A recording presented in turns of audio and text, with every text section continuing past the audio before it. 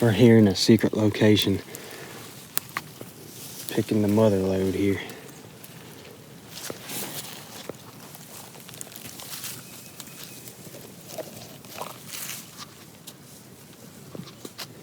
They are freaking everywhere. What day is it, the 15th? Yeah. 15th of March, that's really early. Yeah, that was a gobbler, you hear him? I knew I heard something.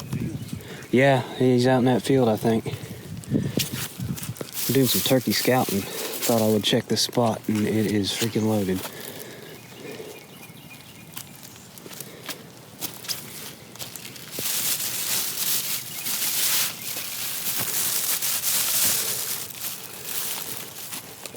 This is not the usual place to find them. It's just one of those off-the-wall spots.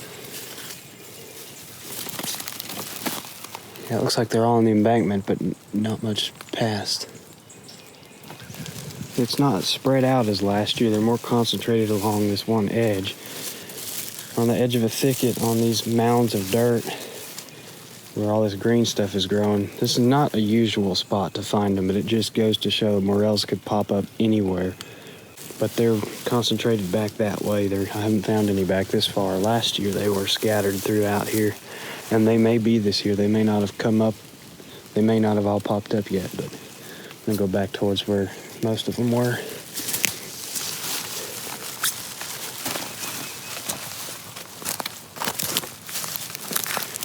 Now, here's the difference between a yellow and a gray. The grays are just immature yellows. If I let this little one grow, it would look like the big one. They go from gray to yellow. Just a little fun fact there. But that little gray was still big enough to eat, so I picked it.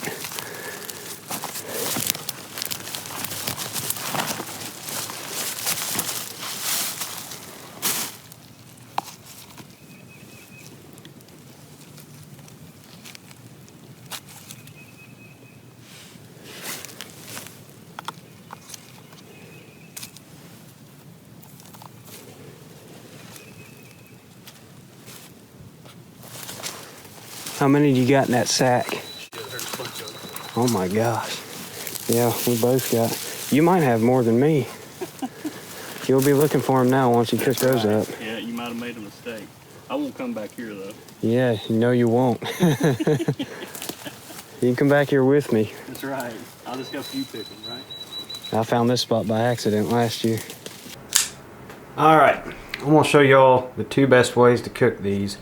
I'm just doing one for the first method because I got a couple of buddies coming over to cook them the second method.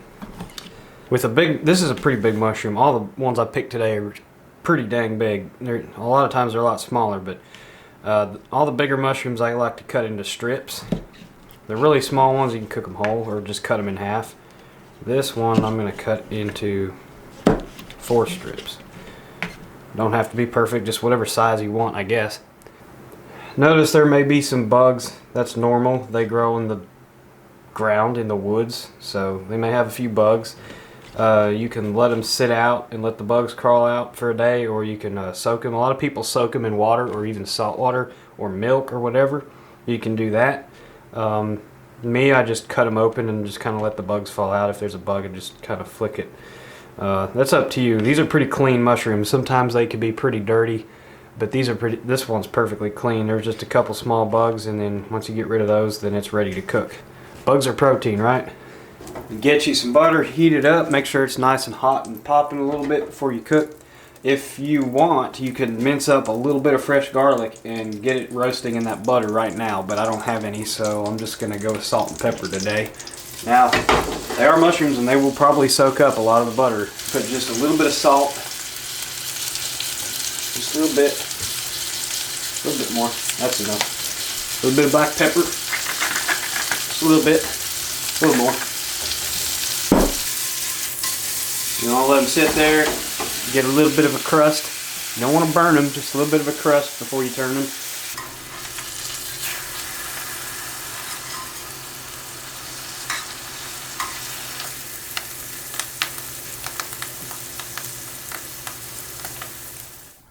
I took them outside so you can see them in the light a little better.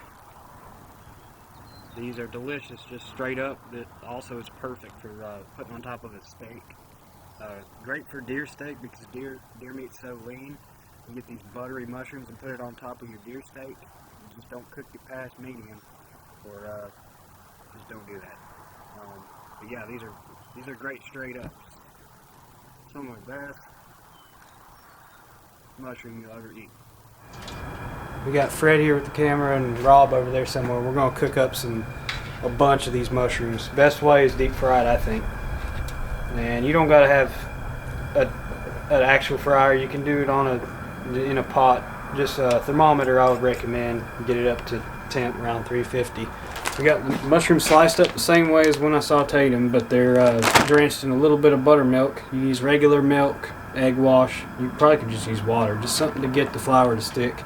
Using Lefty's fish and chicken mix. You can make your own, just use a good seasoned flour. Get the excess buttermilk or whatever off of them so they're not soaked. I'm gonna put the Lefty's in here and just take a couple handfuls at a time, toss them in the flour and throw them in the fryer. Cook them at 350 until they're golden brown.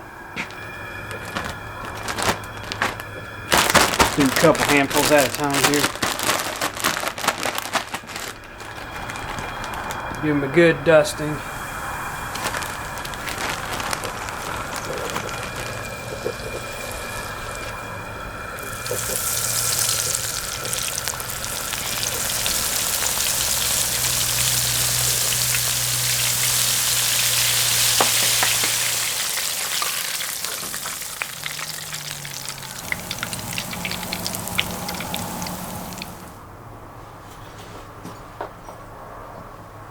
So, if you got time or if you want to, make yourself some homemade ranch.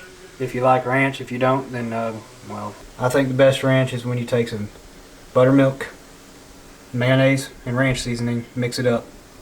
It's way better than the stuff in a bottle, but you do whatever you want.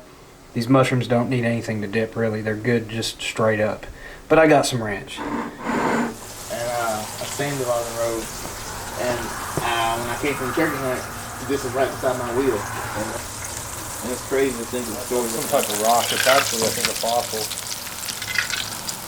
Alright, so some of y'all are going to ask, a lot of y'all are going to ask, where do you find morel mushrooms? You know, what kind of woods do you look in? You know, generally speaking, morels grow in open hardwoods. I find a lot of them on hillsides, ridge and hollow type terrain. I found a lot of my bigger patches of mushrooms in groves of tulip tree, which are more commonly called poplar. So say a grove of poplar trees. I found them growing in those. I don't know if it's because of the tree that the mushrooms like or because the leaf litter packs down tighter over the winter. The leaves are thinner and they pack down tighter and it's easier to see the mushrooms. That might be why I find more there. I really couldn't tell you. I found a lot under oak, hickory, ash, white ash trees. I found them around white ash trees. There seems to be some kind of correlation there. But then again, you can really find them anywhere, at least here in the southeast. I'm in Middle Tennessee, and the mushrooms I just showed y'all that I was picking, they were under a bunch of privet bushes, Chinese privet, on the edge of a cedar thicket. And that is not where people will tell you to look, but that's where I found them. And I've got another big patch in another cedar thicket, and they're just kind of more mature cedar trees, so it's pretty open underneath, but it's just cedar trees. There's no rhyme or reason. There's certain areas where you'll probably find more, and it's usually going to be hardwoods. It's usually going to be on the side of a hill, maybe the top of a ridge, maybe down on the drainage.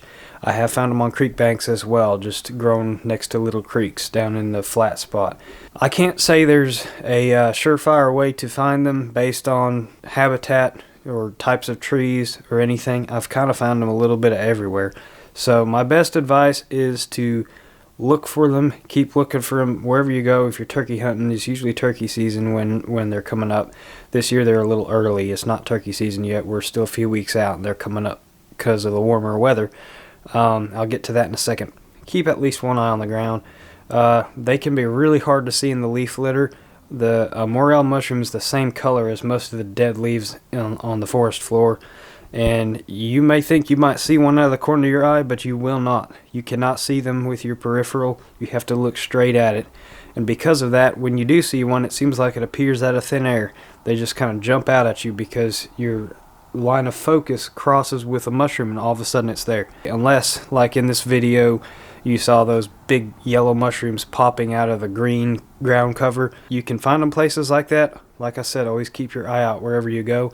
But a lot of them you're going to find in hardwoods where they blend in with the leaf litter, and you have to look straight at a mushroom to see it.